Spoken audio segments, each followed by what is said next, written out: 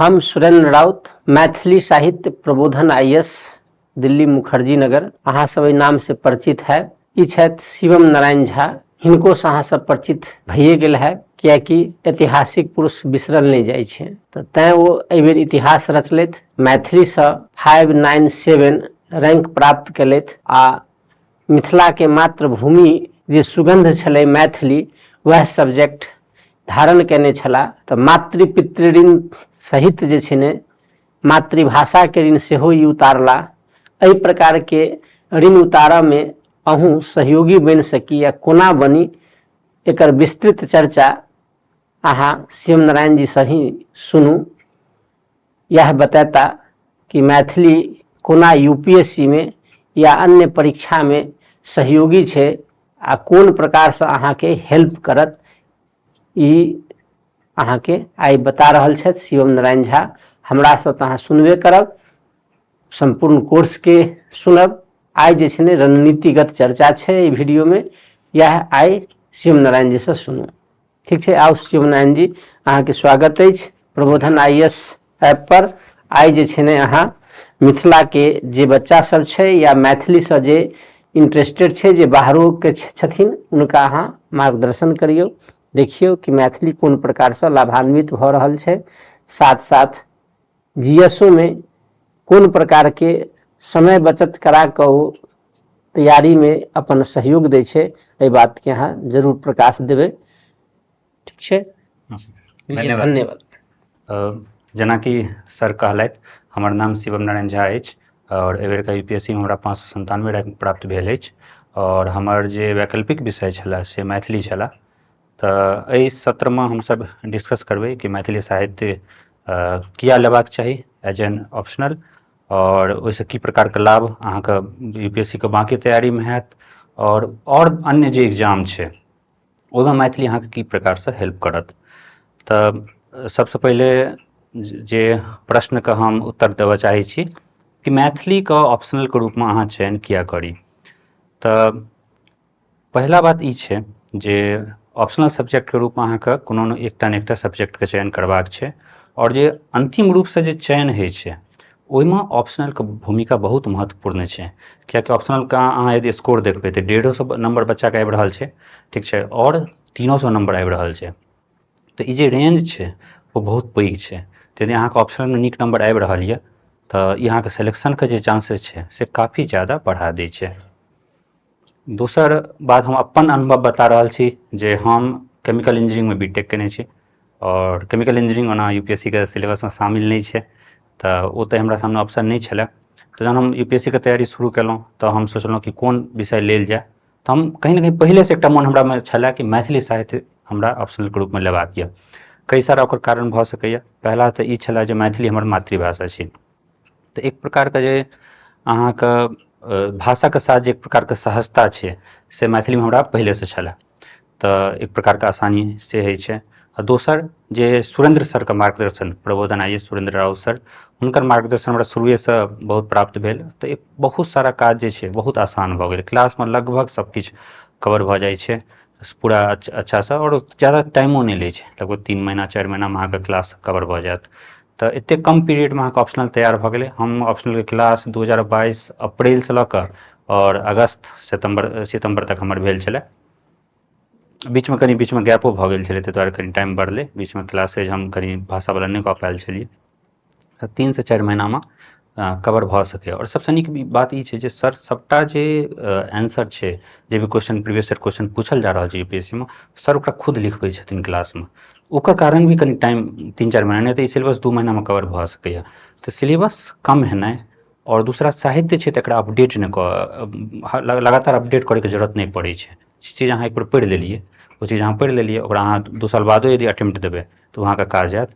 तऽ ई एकटा बहुत पैघ फैक्टर छै मैथिली के एज एन ऑप्शनल सब्जेक्ट रखैके, जे सिलेबस छोट छै, कम समय में कयल जा सकैए, और ओकर लगातार अपडेट करैके जरूरत नहीं पड़ै छै। हम 2022 में कोचिंग केने छलहुँ, 2023 में मेंस लिखलहुँ, 24 में मेंस लिखलहुँ, 25 में मेंस लिखलहुँ, तऽ हमरा लगातार अपडेट नहीं करऽ पड़लै। हाँ, जे विषय छलै ओहिमे यदि किछु जोड़बाक छलै तऽ सर जे मार्गदर्शन देलथि, जे जेना गद्य गौरव छै या फिर परिचायिका छै, इस तरहके बुक सब, तऽ सर ओहिमे कहलथि कि ई सब जोड़ल जाय। सर ओहिमे जे भी मार्गदर्शन देलथि ओहि अनुसार ओहिमे ऐड किछु किछु कयल गेलै, और उतनी होइ छै, किछु विशेष एडिशन नहि होइ छै। हाँ, राइटिंग प्रैक्टिस अहाँके बार बार अहियो बेर केने रहियै हम, सर लग आबि कऽ कोचिंगपर हम आंसर लिखै छलियै, सर एहिमे कहै छलै जखन और सुधार एहिमे भऽ सकैए, अखन और एहिमे नीक करियौ, तऽ ओहि अनुसार से अहाँ बदलाव करबै।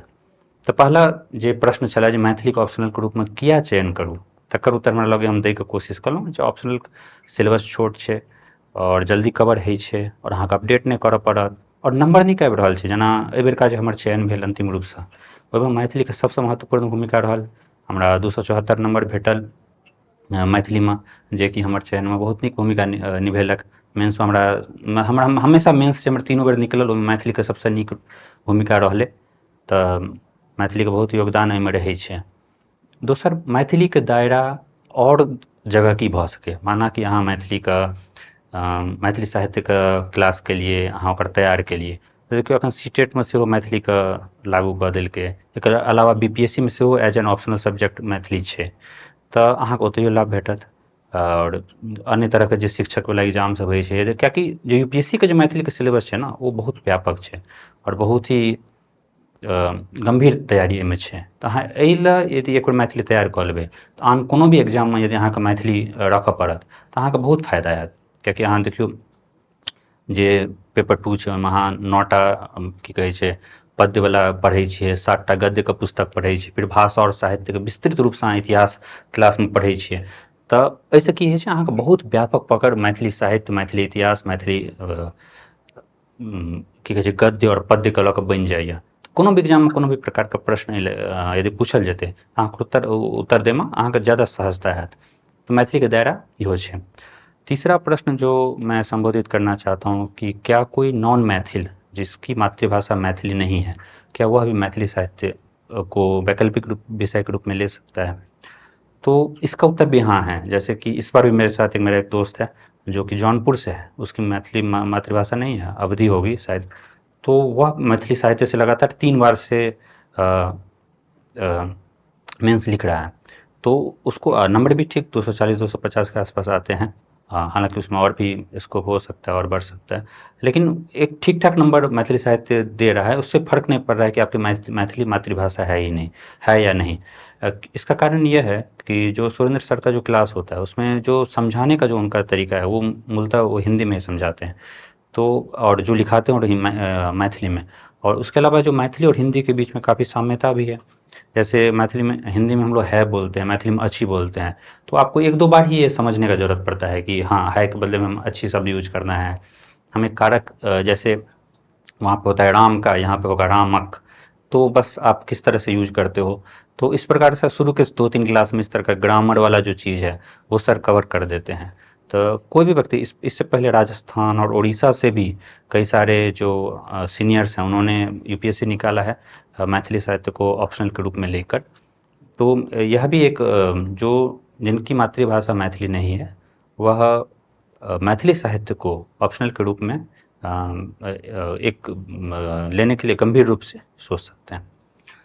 और अगला जो प्रश्न है कि मैथिली साहित्य की तैयारी किस प्रकार से की जाए, तो मैं अपना अनुभव बताना चाहता हूँ। मैंने मैथिली साहित्य से 3 बार मेंस लिखा, और मेरा अनुभव यह रहा कि जो सर ने जो मुझे 2022 में पढ़ाया था, और फिर बाद में जो भी आंसर राइटिंग करके उन्होंने जो भी मुझे सुधार करने के लिए कहा, उसने ही एक बार मुझे 270 के आसपास 2023 में भी आया था, और 25 में फिर से 274, जो कि मुझे लगते हैं कि ठीक ठाक अंक हैं ऑप्शनल के हिसाब से। तो उसमें सर का मार्गदर्शन सबसे महत्वपूर्ण रहा। जो क्लास नोट हैं वो पर्याप्त हैं, और जो गद्य गौरव परिचायिका जैसी जो एक्स्ट्रा बुक्स हैं, उसके भी कंटेंट क्लास नोट्स में समाहित किए गए हैं। सर लगातार क्लास नोट को अपडेट करते रहते हैं, और साथ ही अब तो ऑनलाइन व्यवस्था भी आ गई है कि सर ऑनलाइन भी पढ़ाते हैं, तो आप कहीं भी रहें सर की क्लासेज कर सकते हैं। तो साहित्य में एक ये अच्छा है कि एक सोर्स सीमित है और सर का मार्गदर्शन है। तो मेरी तैयारी इसी इर्द गिर्द घूमी है मैथिली की। सर ने जो भी कहा उसको मैंने पालन करने का कोशिश किया। और जो मैथिली में हमारे पास इससे क्या होता है कि जो सर का जो गाइडेंस है, इससे एक लाभ यह भी है कि जो भी मैथिली से मेंस दे रहे होते हैं उसमें से लगभग सभी लोग सर से ही कोचिंग करते हैं। तो आपको यह भी एक आइडिया होता है कि बाकी लोग किस प्रकार से पढ़ रहे हैं, उनसे मैं क्या सीख सकता हूँ, किस प्रकार से वो राइटिंग कर रहे हैं, मेरी राइटिंग में कहाँ पे कमी है। तो मुझे लगता है कि यह भी काफ़ी मदद करता है कि आपको ऑप्शनल, विशेषकर ऑप्शनल सब्जेक्ट में ये इससे काफ़ी हेल्प होती है। और यह अभी तक को जो मैंने चर्चा की है वो मैथिली साहित्य की जो तैयारी जो हुआ था, जो मैंने पिछले 2 बार जो मेरा मेंस था, इस बार मैथिली में मैंने अलग क्या किया, तो पहला मैंने अधिक से अधिक टेस्ट लिखने का प्रयास किया। मैं वैसे भी रूम पे भी लिख के सर को मैं उत्तर भेजता था और सर फिर बताते थे कि इसमें क्या और मैं सुधार कर सकता हूँ। और दूसरा जो मैथिली को मैंने पर्याप्त टाइम दिया इस बार, जितना ऑप्शनल के हिसाब से देना चाहिए। और मैथिली से यहीं से मुझे एक चीज़ यह भी याद आया कि मैथिली से क्या लाभ और आपको यूपीएससी में हो सकता है। तो पहला एक यह भी है कि मेंस का तैयारी की अब यूपीएससी के प्रीलिम्स और मेंस के बीच में अब 80 से 90 दिनों का ही गैप रखा जाता है। तो ऐसे में एक बड़ा जो समय है आपको इस 90 दिनों में, वह आपको जीएस और एसए के लिए देना होता है।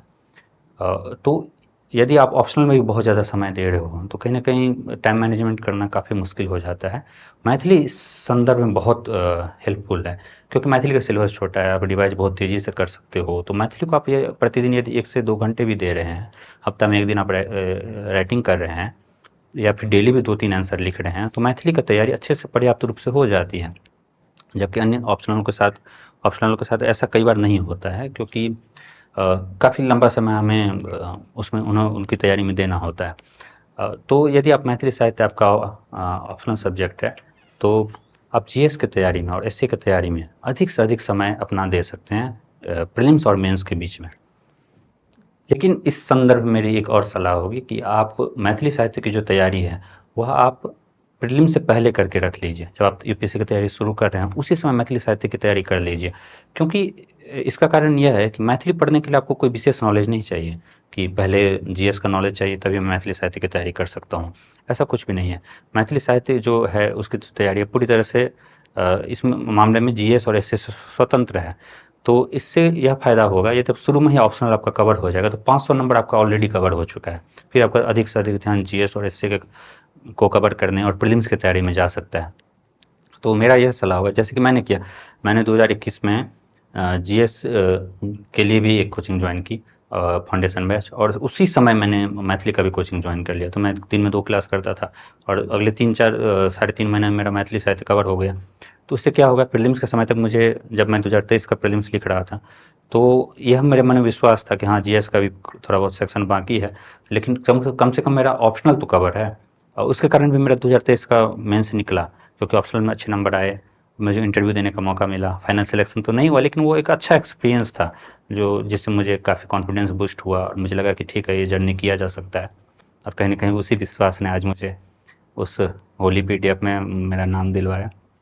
तो यह भी एक मुझे लगता है कि बहुत ही इम्पोर्टेंट चीज़ है कि आप ऑप्शनल को पहले से कवर कर लें। आप जब तैयारी की शुरुआत कर रहे हैं तो ऑप्शनल को उससे पहले ही कवर कर लें। और मैथिली इस दिशा में बहुत ही अच्छा ऑप्शनल है, काफ़ी कम समय में कवर हो सकता है। और जीएस से कोई भी इसका रिश्ता नहीं है। जीएस से रिश्ता नहीं होने के एक लाभ यह भी होता है, क्योंकि चूँकि आप जो ऑप्शनल के लिए जो सामान्यतः जो लॉजिक दिया जाता है अन्य ऑप्शनल को चूज करने के लिए कि जीएस का में भी इसका लाभ होगा, तो मैथिली में तो ऐसा कुछ नहीं है, तो फिर मैथिली से क्या नुकसान तो नहीं होगा। तो मुझे लगता है कि इसका कहीं ना कहीं उल्टा एक लाभ होता है। कारण यह है कि आप जब जीएस पढ़ते हो, लगातार पढ़ रहे हो, तो प्रीलिम्स का पढ़ रहे हो तो या चाहे मेंस का, तो काफ़ी बोरिंग हो जाता है। आपको बार बार डेटा फैक्ट्स रटने हैं, आपको आंसर लिखना है, तो ये प्रोसेस कई बार लेंदी हो जाता है, बोरिंग हो जाता है। तो जब उस समय आप कोई साहित्य पढ़ते हो, जैसे मेरे लिए मैथिली साहित्य रहा, तो वो काफ़ी एक हवा का ताज़ा झोंका इस टाइप का होता है। क्योंकि आप यदि विद्यापति के पद पढ़ रहे हो, या फिर गोविंद दास के पद पढ़ रहे हो, या फिर कहानियाँ पढ़ रहे हो, खट्टर काका का तरंत, तो वो आपको हंसने का मौका देती है। आपको साहित्य कब से नए नए, वो कहीं ना कहीं काफ़ी एक रिलैक्सिंग पूरा ये क्षण होता है जो साहित्य जीएस के बाद साहित्य पढ़ने का। तो मेंस के दौरान भी ये काफ़ी अच्छा अनुभव रहता है। कहानियाँ पढ़ते हो आप, कविताएं पढ़ते हो, तो ये इसका भी ये एक अच्छा लाभ है। तो अभी तक की चर्चा में जो जीएस है और जो मैथिली है उसकी मैंने तैयारी की, किस प्रकार से जीएस में हेल्प करेगा, कब आपको कोचिंग करना चाहिए, कि यदि आप मैथिल नहीं है तो क्या आप मैथिली को ऑप्शनल सब्जेक्ट के रूप में रख सकते हैं, और मैंने तैयारी किस प्रकार से की। और तैयारी के जो मैं अपनी तैयारी को जब यदि चर्चा कर रहा हूँ, तो एक तरीका आपको भी ध्यान रखना चाहिए। जो सर जो क्लास में इतना सारा चीज़ लिखा रहे हैं, तो आप उसको शॉर्ट नोट्स में शुरू से ही कन्वर्ट करते जाएँ। अब एक दो बार पढ़िए, उसको शॉर्ट नोट्स 1 पेज का 2 पेज का बना लीजिए। जैसे विद्यापति का है, विद्यापति का 3-4 पेज में शॉर्ट नोट्स होगा, क्योंकि उनका थोड़ा सा ज़्यादा लंबा है। लेकिन गोविंद दास या फिर चंदा झा, इनका 2 पेज में शॉर्ट नोट्स बन जाएगा, उनके जो भी बुक्स हैं और जो भी पद हैं, जो भी उनके बारे में कथन कहे गए हैं। तो उससे क्या होगा, आप जब मेंस लिख रहे होगा ना, तो आपको काफ़ी ज़्यादा हेल्प होगा, तेज़ी से इसको कवर कर सकते हो। तो शॉर्ट नोट्स बनाना भी काफ़ी ज़रूरी है, चाहे वो भाषा में हो, चाहे साहित्य में हो। जैसे तिरुता लिपि का जो प्रश्न आते हैं, तो आपके पास यदि 1 पेजर एक नोट्स होगा, तो आप मेंस के समय काफ़ी तेज़ी से रिवाइज कर सकते हो, कई बार उसको रिवाइज कर सकते हो, क्योंकि सर तो सभी क्वेश्चन को कवर किए हैं। तो वो सामान्यतः 4-5-7 पेज 6 पेज में है। तो आप यदि एक पेज में ही उसके सारे फैक्ट्स जो हैं एक साथ लिखे हुए हैं, तो आपको कवर करने में ज़्यादा आसानी होगी। तो शॉर्ट नोट्स बनाना चाहिए, आंसर राइटिंग पे पर्याप्त ध्यान देना चाहिए। और तीसरा चीज़ कि जो पेपर 2 है उसमें सप्रसंग व्याख्या पूछा जाता है, और सप्रसंग व्याख्या का सही होना काफ़ी ज़रूरी होता है, क्योंकि इससे यह पता चलता है कि आप सही में बुक पढ़ के आए हो कि नहीं। तो इसमें भी मेरा है कि सर जो क्लास में जब बुक्स को डिस्कस कर रहे होते हैं, तो ऑडियो रिकॉर्डिंग सबके पास आ ही जाती है, तो वो ऑडियो रिकॉर्डिंग को बार बार सुनिए। और दूसरा यह है कि आप बुक्स को भी पढ़िए, जैसे जैसे खट्टर का तरंग है, लोरिक विजय है, पृथ्वीपुत्र है, पपाई चाह जिंदगी जिंदगी है। तो यह सब जो पोथी है सिलेबस में, उसको अभी जब आप बार बार पढ़िएगा, तो एक तो पढ़ने में भी आसानी होता है, कोई आपको एक्स्ट्रा दिमाग उसमें नहीं लगाना है, बस आपको केवल पढ़ना है। और उस पढ़ने से क्या होता है कि अब जो सप्रसंग व्याख्या यदि रैंडम पूछा गया किसी साल, तो उसकी आपके सही होने की संभावना अधिक हो जाती है। और यदि जैसे समकालीन है, उसका सप्रसंग व्याख्या सही करना काफ़ी कई बार मुश्किल होता है। तो उसको भी जो शुरू के हैं, जो पहले पूछे गए हैं प्रीवियस ईयर क्वेश्चन, जैसे राजकमल का जो कविता है वो कई बार पूछा गया है। इस बार रामकृष्ण झा किशुन का था, तो वो मुझे भी नहीं पता था, बाकी जो हम मेरे साथी मेंस लिख रहे थे उनको भी नहीं पता था।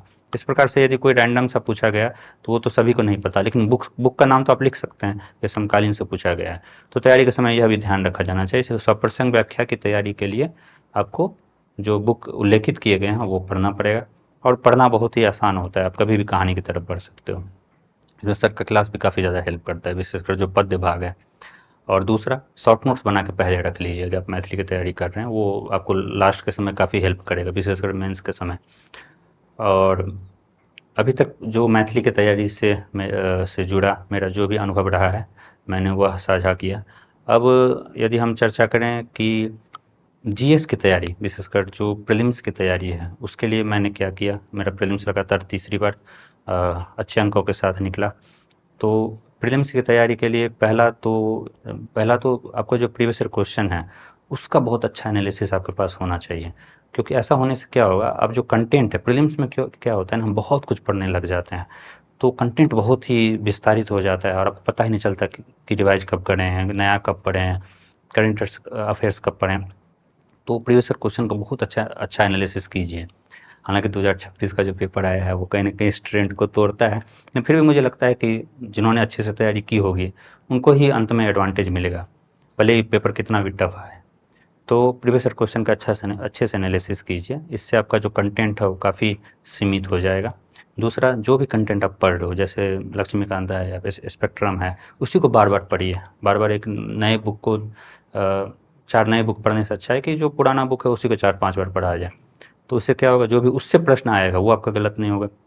और तीसरा यह है कि जो अभी यदि आपका पहला प्रीलिम्स है, तो आपको काफ़ी मॉक लगाने होंगे, ताकि जो एक प्रकार का एटीट्यूड है एमसीक्यू सॉल्व करने के लिए, वो आप में डेवलप हो सके। तो इसके लिए मुझे लगता है कि शुरू जो फर्स्ट प्रीलिम्स है उसमें काफ़ी अच्छे से मॉक लगाए जाने चाहिए।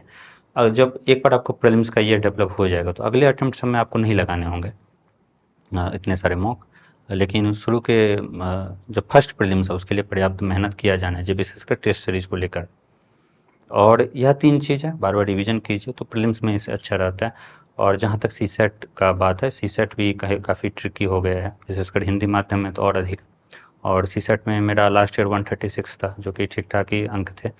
तो सीसेट के लिए मैंने क्या किया, मैंने प्रत्येक बार केवल और केवल जो सीसेट के प्रीवियस ईयर क्वेश्चन है मैं उसी को लगाता था। उसमें यदि कोई क्वेश्चन मुझसे नहीं बन रहा है तो मैं गूगल पे, यूट्यूब पे उसको सर्च करता था। यदि कोई वीडियो मिल जाए तो वो कॉन्सेप्ट मुझे समझ आ जाती थी, मैं उसके नोट्स बना लेता था, फिर मैं बार बार उसे देखा करता था। इससे क्या हो गया कि जब मैं प्रीवियस ईयर क्वेश्चन की बार बार प्रैक्टिस कर रहा हूँ, उसमें जो भी डिफ़िकल्ट क्वेश्चन है उसको भी मैं बार बार प्रैक्टिस कर रहा हूँ, तो वो जो थीम है वो मेरा कवर हो गया। तो यदि उस थीम से कोई प्रश्न पूछा जाता है तो वो मेरा गलत नहीं होगा। इस प्रकार से। और दूसरा, एग्ज़ाम के समय आपको काफ़ी शांतचित्त रहना पड़ेगा, क्योंकि आपको यह समझना पड़ेगा कि सीसेट का एग्ज़ाम कब होता है। आप एक तो जो मई की गर्मी में यूपीएससी प्रीलिम्स आयोजित करता है, और इतने गर्मी में आप सुबह 2 घंटे जीएस का पेपर लिख चुके होते हो, उसके बाद फिर उसी गर्मी में वहीं पे आपको खड़ा रहना है, कोई बीच में आराम का मौका उतना नहीं मिल पाता है, और उसी गर्मी में आपको फिर सीसेट का एग्ज़ाम लिखना है। आप ऑलरेडी काफ़ी थक गए हो। तो इस प्रकार की परिस्थिति में जब आपको सीसेट का एग्ज़ाम लिखना है तो आपको काफ़ी शांतचित्त रहना होगा, क्योंकि पेपर किसी भी प्रकार का आ सकता है। जैसे 23 का जो सीसेट है, या इस बार का जो 26 का जो सीसेट है, काफ़ी अनकन्वेंशनल टाइप का पेपर, मतलब काफ़ी डिफ़िकल्ट, आरसी कम हो गया, जो आरसी दिया भी गया है उसका ट्रांसलेशन अच्छे से नहीं किया गया है, तो समझ नहीं आ रहा। तो इस प्रकार से काफ़ी आपको शांतचित्त रहना होगा एग्ज़ाम हॉल में, और आपको ढूंढना होगा कि जो 25 से 30 इजी क्वेश्चन है वो कहाँ मुझे मिल सकते हैं। तो इसके लिए आपको कोई प्रश्न यदि आप उस पर अधिक टाइम दे रहे हो तो वो काफ़ी बड़ी गलती है। यदि आपको अधिक टाइम लग रहा है तो उसको गोला लगा दीजिए कि हम फिर से दूसरे राउंड में आके इसे सॉल्व करेंगे। तो यह काफ़ी हेल्पफुल होता है। और जो आप इजी क्वेश्चन को यदि ढूंढ ले 25 से 30, और आरसी आप सही किए तो 15-20, तो इससे क्या होता है कि आप लगभग 50 क्वेश्चन बना लेते हो, इसमें से यदि 36-40 क्वेश्चन सही है तो आपको सीसेट इससे क्लियर हो जाता है। और दूसरा, जो किसी एक सेक्शन के भरोसे मत जाइए कि नहीं मैं केवल मैथ पढ़ के जाऊंगा, या फिर मैं केवल आरसी पढ़ के जाऊंगा, ऐसा नहीं। आपको प्रत्येक सेक्शन को पढ़ना पड़ेगा, क्योंकि यूपीएससी का अलग अलग ट्रेंड है ना। किसी बार वो आरसी डिफिकल्ट करता है, किसी बार मैथ को डिफिकल्ट करता है, किसी बार रीजनिंग डिफिकल्ट है। तो आप किसी एक सेक्शन के भरोसे नहीं जा सकते, आपको सभी सेक्शन के प्रीवियस ईयर क्वेश्चन का मतलब अच्छे रूप से आप सॉल्व करके जाओ, तभी आप काफ़ी अच्छा करोगे। तो यह मैंने अपने जो मेरा जो प्रीलिम्स का अनुभव रहा, उससे जो भी मैंने सीखा, मैंने उसको डिस्कस किया। अब आते हैं मेंस और एसए पे। तो मेंस के लिए जो मैथिली के लिए जो ऑप्शनल सब्जेक्ट है उसके लिए मैं पहले ही स्ट्रेटजी डिस्कस कर चुका हूँ। जो जीएस और एसए है, उसके लिए, जीएस के लिए जो मुझे लगता है कि जो शुरू में मैंने गलती की कि शॉर्ट नोट्स मेरे पास नहीं थे जीएस 1, 2, 3 के, तो उसके कारण मेरे नंबर जो 23 वाले में थे काफ़ी कम थे जीएस में, लगभग 330 के आसपास। फिर अगले 2 अटेम्प्ट में ये बढ़ के 375-80 तक हुआ। तो इसका कारण यही है कि मैंने प्रीवियस ईयर क्वेश्चन का इसमें भी एनालिसिस किया। जो मेंस का प्रीवियस ईयर क्वेश्चन है वो तो काफ़ी अच्छा है, उसमें काफ़ी डिटेल रूप से आपको पता चल जाएगा कि सिलेबस भी काफ़ी विस्तारित है, प्रीवियस ईयर क्वेश्चन भी उसी प्रकार से थीम रिपीट होता है, नए क्वेश्चन भी आते हैं जो कि करंट अफेयर्स पर अधिक आधारित होते हैं। तो प्रीवियस ईयर क्वेश्चन को और सिलेबस को अच्छे से एनालाइज कीजिए, तो मेंस में आपको एक बहुत अच्छा डायरेक्शन मिल जाता है। और फिर आपको प्रत्येक कीवर्ड्स पे आपके शॉर्ट नोट्स तैयार हैं, उसको आपने कई बार रटा है, तो इससे काफ़ी आपका हेल्प हो जाएगा जब आप मेंस दे रहे होगे। तो यही मेरी सलाह होगी कि आपके शॉर्ट नोट्स मेंस के प्रत्येक टॉपिक पे, जैसे आपने ऑप्शनल में तैयार किया है प्रत्येक टॉपिक के अनुसार शॉर्ट नोट्स, वैसा ही आपका सारा शॉर्ट नोट्स मेंस के लिए भी जीएस 1, 2, 3, 4 के लिए तैयार होना चाहिए। तभी प्रीलिम्स और मेंस के बीच में आप बार बार उसको रिवाइज करके लिख सकोगे, क्योंकि उस बीच में 80-90 दिनों में इतना टाइम नहीं होता कि आप एकदम शून्य से एकदम शुरू करके और शॉर्ट नोट्स तैयार करें, नोट्स बनाएं। इतना इतना समय सामान्यतः नहीं होता है। और अगली बात है निबंध की तैयारी की। तो निबंध तो मैंने, जब मेरा 23 का प्रीलिम्स निकला उसके बाद ही मैंने पहली बार लिखा, और इसके लिए सबसे अच्छा जो गाइडेंस है वो है टॉपर्स कॉपी। आप किसी भी कोचिंग के वेबसाइट पे जाइए, या फिर टेलीग्राम पे टॉपर्स ने अपने जैसे कि कॉपीज अपलोड कर रखी हैं, उसको आप पढ़िए। वो एक तरीका होता है लिखने का। आप यदि 15-20 निबंध की कॉपी पढ़िएगा तो आपको एक आइडिया लग जाएगा कि इंट्रो किस प्रकार से शुरू कर रहे हैं, फिर किस प्रकार से क्वेश्चन रेज करके निबंध को आगे गति दे रहे हैं, फिर किस प्रकार से एक एंटीथेसिस भी दे रहे हैं, किस प्रकार से कंक्लूजन लिखा जा रहा है। तो ऐसा सबका थोड़ा बहुत अंदाज अलग होगा। यदि 10 टॉपर्स की कॉपी आप पढ़ रहे हो तो आपको सबका अलग अलग अंदाज दिखेगा। तो यह तो अपना, उसमें जो क्रिएटिविटी है वो सबका अपना अलग अलग है, लेकिन सामान्यतः सबका जो तरीका है लगभग सेम ही होता है कि निबंध को किस प्रकार से, एक जो स्ट्रक्चर है वो लगभग सेम ही होती है। तो इसमें मेरा यही सलाह रहेगा कि आप बहुत सारे टॉपर्स कॉपी को पढ़िए और उसके आधार पे फिर आप 2-4 निबंध लिखने का कोशिश कीजिए, कहीं पे चेक करवाइए, फिर उस अनुसार लगातार उस सुधार का काम चलेगा। निबंध एक दिन का कोई प्रोसेस नहीं है और निबंध एकदम तैयारी के शुरू में भी नहीं लिखा जा सकता है। कारण यह है कि जब आप निबंध लिखते हो तो उसमें जो वर्ल्ड हिस्ट्री है, जो सोसाइटी है, जो कि अलग-अलग मतलब जो जीएस के सिलेबस के भाग हैं, आप उनका यूज़ करते हो निबंध लिखने के लिए। तो जब उसका अब जब जीएस का सिलेबस एक हद तक आपका कवर हो जाएगा, तभी आप निबंध में उसका उपयोग कर पाओगे। इसके अलावा एक निबंध का अलग से कॉपी भी बना लीजिए, जिसमें जो भी आपको कोट्स मिल रहे हैं, जो भी आपके बुक्स के नाम मिल रहे हैं, वो नोट करते जाइए, जो आपके निबंध को कहीं न कहीं अधिक इनरिच करेंगे, बहुत अच्छा उसको बनाएँगे। जो एक्स्ट्रा मार्क्स मिलते हैं एवरेज से अधिक, वो इसी कारण से मिलते हैं। तो निबंध को भी कुछ कहीं भी कुछ दिखे, विकिपीडिया पे कुछ पढ़ लिए, यूट्यूब पे कुछ दिख गया, कहीं भी कुछ आपको लगा कि नहीं इसका निबंध में यूज हो सकता है, कोई भी एग्जाम्पल, जो एथिक्स का एग्जाम्पल्स हैं, जो एथिक्स के कीवर्ड्स हैं, वो भी निबंध में काफ़ी उपयोगी होते हैं। इसके अलावा यह मेरा प्रीलिम्स और मेंस का जो मेरी तैयारी थी, मैंने उसकी चर्चा की। अब यदि इंटरव्यू की बात करें तो इंटरव्यू में भी मेरे अंक अच्छे रहे हैं। इस बार 208 था, जो कि हिंदी माध्यम में सर्वाधिक था।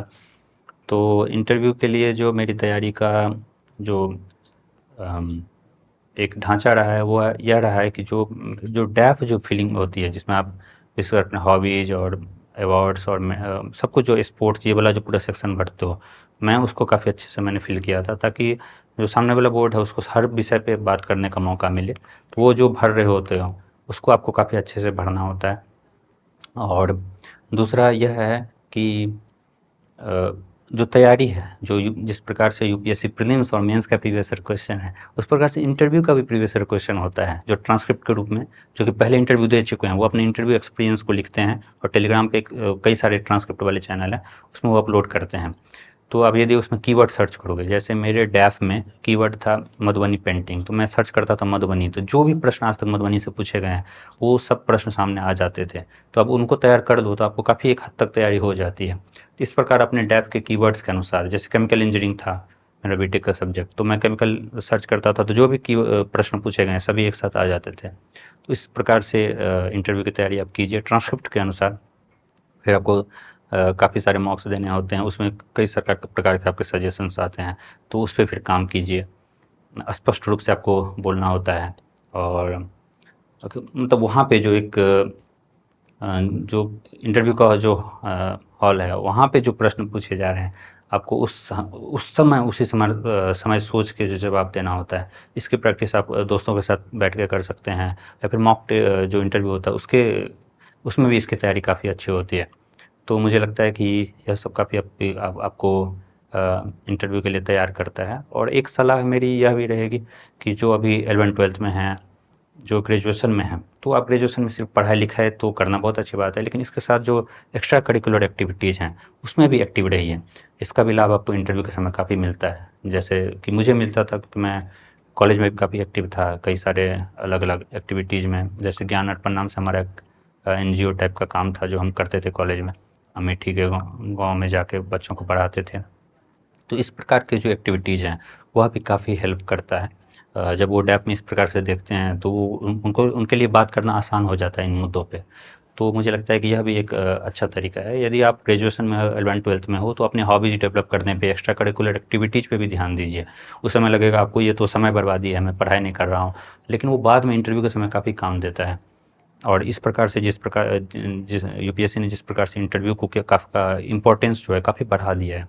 इंटरव्यू में इस बार 120 भी मिल रहे हैं, 220 भी मिल रहे हैं, तो ये 100 नंबर का जो गैप है वो बहुत बड़ा है। तो इंटरव्यू में अच्छे नंबर लाना भी काफ़ी महत्वपूर्ण हो गया है। तो मैं अब जो हमारी पूरी जो चर्चा है मैं उसको कंक्लूड करना चाहूँगा, और मैं सभी को जिन्होंने भी जिन तक यह वीडियो पहुँचा है उनको उनकी यूपीएससी चढ़ने के लिए ऑल द बेस्ट कहना चाहूँगा। और यदि आप मुझसे जुड़ना चाहते हैं, मेरा जो भी अनुभव रहा है, मैं अपने टेलीग्राम पे, मेरा एक टेलीग्राम चैनल है शिवम झा 597 नाम से, आप सर्च कर सकते हैं, और उसमें मैं साझा करते रहता हूँ जो भी प्रीलिम्स मेंस मेरा मैथिली है, जो भी इंटरव्यू रिलेटेड, मैं उसमें और भी जो भी शेयर करता रहूँगा। और वहाँ से आप मुझसे जुड़ सकते हैं। और साथ ही जो भी यूपीएससी का, चाहे यूपीएससी 2026 के बाद भी जिस प्रकार से है कि पैटर्न चेंज या फिर क्वेश्चन का भी हार्ड इस तरह से नहीं, लेकिन वो सब है, बिल्कुल है। 2026 का पेपर कहीं ना कहीं काफ़ी अलग तरह का था, लेकिन फिर भी 14,000 बच्चे तो मेंस लिखेंगे ही, और उस हिसाब से हमें तैयारी को देखना पड़ेगा। और मुझे नहीं लगता कि इस तरह का पेपर जहाँ पे आउट ऑफ सिलेबस काफ़ी क्वेश्चन आ जाए, काफ़ी हार्ड क्वेश्चन का मात्रा काफ़ी बढ़ जाए, इस प्रकार से हर साल रहेगा। जैसे 23 का पेपर अलग तरह का पेपर था, फिर भी मतलब 23 और 26 की तुलना नहीं हो सकती है, लेकिन अलग तरह का पेपर था, फिर भी बच्चों ने मेन से लिखा। और फिर 24-25 का पेपर तो जो कन्वेंशनल टाइप से ही पूछा गया था, तो यह भी हमें ध्यान रखना पड़ेगा, तैयारी को उस हिसाब से हमें ढालना पड़ेगा। और आप सभी को ऑल द बेस्ट, धन्यवाद।